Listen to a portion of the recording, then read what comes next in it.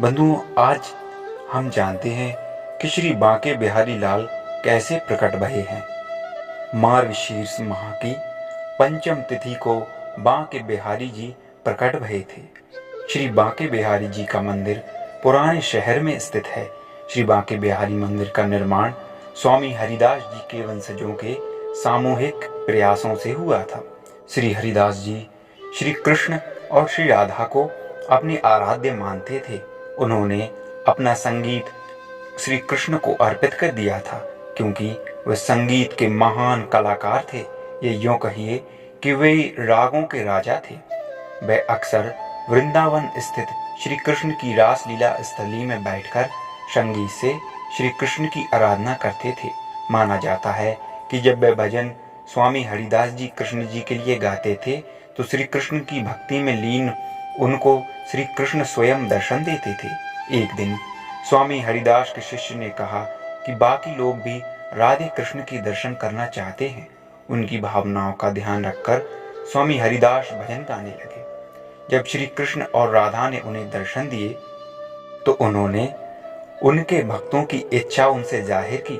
तब राधा कृष्ण ने उसी रूप में उनके पास ठहरने की बात कही। इस पर श्री हरिदास जी ने कहा कि कन्हैया, मैं तो संत हूँ, तुम्हें तो कैसे भी रख लूंगा, लेकिन श्री राधा रानी के लिए रोज नए आभूषण और वस्त्र कहाँ से लाऊंगा, क्योंकि श्री राधा रानी जी स्वयं कौन हैं? वे वृंदावनेश्वरी हैं। उनको मैं ऐसे हाल में कैसे रखूंगा? भक्त की बात सुनकर श्री कृष्ण मुस्कुराए और इसके बाद राधा व कृष्ण की युगल जोड़ी एकाकार होकर एक विग्रह रूप में प्रकट हुई। राधा कृष्ण के इस रूप को स्वामी हरिदास ने बांके बिहारी का नाम दिया। द्रुपद के जनक स्वामी हरिदास का जन्म विक्रम संवत 1535 में भाद्र पक्ष शुक्ल पक्ष की अष्टमी को हुआ था। बांके बिहारी जी की सेवा अन्य ठाकुरों से थोड़ी भिन्न है। यहाँ हर रोज मंगला आरती नहीं होती, क्योंकि कहते हैं कि निधि वन में हर रात्रि रास लीला के बाद कृष्ण और श्री राधा विश्राम करते हैं और सुबह सुबह आरती करने से उनकी निद्रा भंग होती है। बांके बिहारी जी की मंगला आरती केवल जन्माष्टमी के दिन ही होती है। इसी प्रकार केवल शरद पूर्णिमा के दिन ही श्री बांके बिहारी जी को वंशी धारण कराई जाती है और केवल श्रावण तीज के दिन ही ठाकुर जी झूले पर बैठते हैं और उनके चरण दर्शन भी केवल अक्षय तृतीया के दिन होते हैं।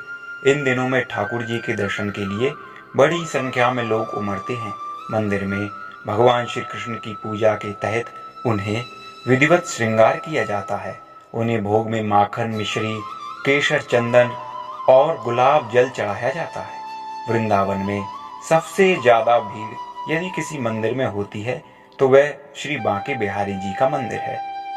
श्री राधा रानी और श्री कृष्ण के एकारूप होकर ही श्री बांके बिहारी जी प्रकट भये हैं, जिन्हें श्री हरिदास जी महाराज ने यूं कहकर कि सभी भक्त उनका दर्शन करना चाहते हैं और श्री हरिदास जी के हृदय के प्रेम से वे प्रकट हुए हैं।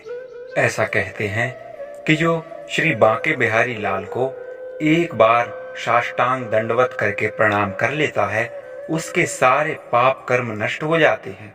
श्री बांके बिहारी लाल को एक बार दंडवत किया प्रणाम चांडाल को भी तार सकता है।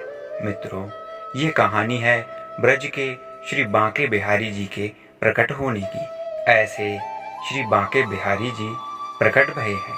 उनको श्री हरिदास जी महाराज ने प्रकट किया था।